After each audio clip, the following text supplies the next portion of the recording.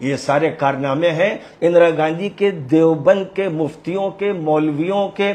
बदला लेने के लिए, दिल की भड़ास निकालने के लिए, उनको बदनाम करने के लिए आए दिन कभी दारुल उलूम देवबंद के खिलाफ, कभी सहाबा किराम के खिलाफ, कभी जमीयत के खिलाफ, कभी नदवा के खिलाफ उल्टी सीधी बकवासात करते रहते हैं।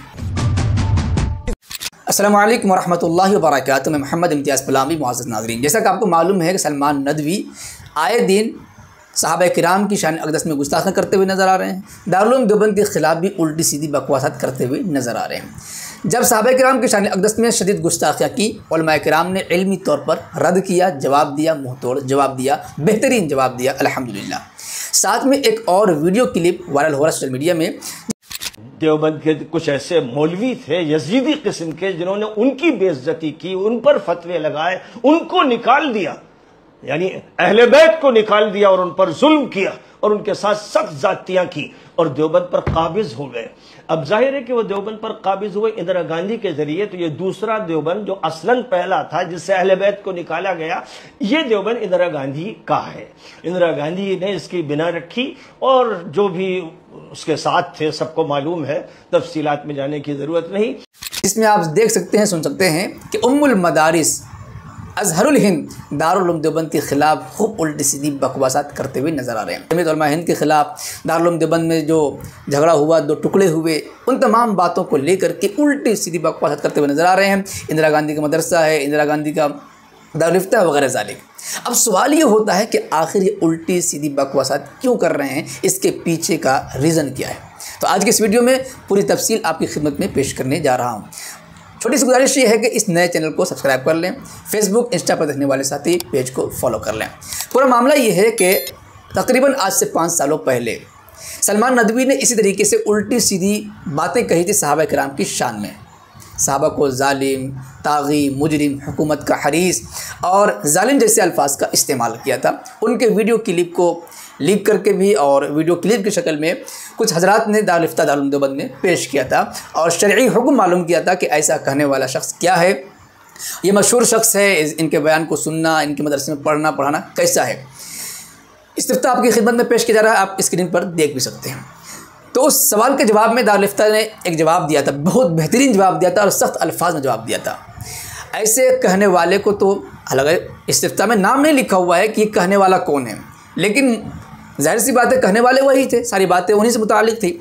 जवाब दिया गया कि ऐसा कहने वाला शख्स गुमराह है, फासिक है और लोगों को गुमराह करने वाला है। लोगों को इनके बैनर से दूर रहने की ज़रूरत है। अगर उनका मदरसा चल रहा है तो उनके मदरसे में अपने बच्चों को नहीं पढ़ाना चाहिए, नहीं भेजना चाहिए वगैरह ज़ालिक सारी बातें हुई थी। उसके जवाब में दारुल इफ्ता दारुल उलूम देवबंद की तरफ से जवाब दिया गया, जो हम आपको पढ़ करके सुना रहे हैं, उसी से अंदाज़ा लग जाएगा। जवाब दिया गया, मज़कूर तफसीलात की रोशनी में आपके सवालात के जवाब दर्ज झैल हैं।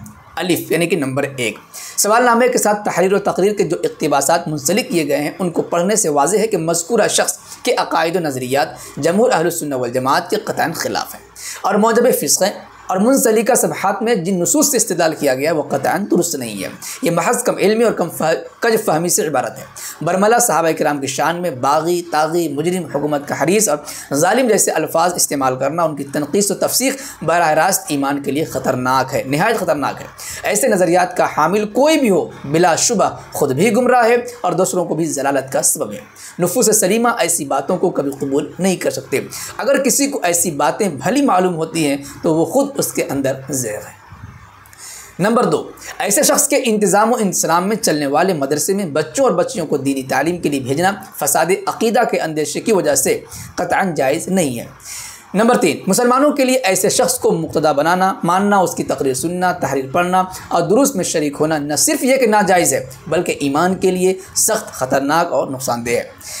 नंबर 4, ऐसे शख्स की इक़्तिदा में नमाज़ पढ़ना मकरूह तहरीमी है, जो हवालाजात बितरतीब झैल में यानी कि हवालाजात जो है नीचे लिखे हुए हैं। अब जाहिर सी बात है दारुल इफ्ता दारुल उलूम देवबंद से इतना ख़तरनाक फतवा आया कि ऐसे कायल को यानी कि सलमान नदवी को गुमराह बताया गया, लोगों को गुमराह करने का ज़रिया बताया गया, उनके बयान को सुनने से लोगों को रोका गया, उनके मदरसे में बच्चों को न भेजा जाए इसकी अपील की गई, उनके पीछे नमाज़ पढ़ना मकरूह तहरीम बताया गया। तो अब ऐसा शख्स कब खामोश और कैसे खामोश रह सकता है? दिल की भड़ास को निकालना शुरू कर दिया। चाहिए तो ये था कि तौबा कर लेते, मामले को हल कर लेते, लेकिन तौबा करने के बजाय, रुजू करने के बजाय गुमराही दिन ब दिन बढ़ती चली गई। यहाँ तक कि दारुल उलूम नदवा से भी निकाला गया, मुस्लिम पर्सनल लॉ बोर्ड से निकाला गया, जमीयत के प्लेटफॉर्म से उनको किनारा किया गया। तो उन तमाम का बदला लेने के लिए, दिल की भड़ास निकालने के लिए, उनको बदनाम करने के लिए आए दिन कभी दारुल उलूम देवबंद के ख़िलाफ़, कभी सहाबा किराम के ख़िलाफ़, कभी जमीयत के ख़िलाफ़, कभी नदवा के ख़िलाफ़ उल्टी सीधी बकवासात करते रहते हैं। तो चूँकि ये शख्स हसद में, जलन में इंतहाई दर्जा को पहुँचे हुए हैं, इसलिए इनकी बातों का कोई एतबार नहीं। ये तमाम के तमाम अफवात हैं, बकवासात हैं, जिनका हकीकत से कोई ताल्लुक़ नहीं है। लिहाजा दारुल उलूम देवबंद के सिलसिले में जो बातें सलमान नदवी की वायरल हो रही हैं, उन बातों का हकीकत से कोई ताल्लुक़ नहीं है, उन पर तवज्जो देने की ज़रूरत नहीं है। दरअसल इनके गुमराह कुन अक़ायद व नज़रियात को वाज़ेह करने की वजह से उनके ख़िलाफ़ या उनकी मुखालिफत में ऐसी उल्टी सीधी बातें कर रहे हैं। उम्मीद है सारा पस मंज़र आपको मालूम हो गया होगा कि आखिर इनके पगलाने की और इस तरह के बकवासात करने की असल वजह क्या है। अगर वीडियो पसंद आए तो लाइक करें और खूब शेयर करें ताकि दूसरे मुसलमानों तक ये पैगाम पहुंच सके और इस फसाद की वजह को जान सकें। शुक्रिया, जज़ाकल्लाह। अस्सलामु अलैकुम व रहमतुल्लाहि व बरकातुहू।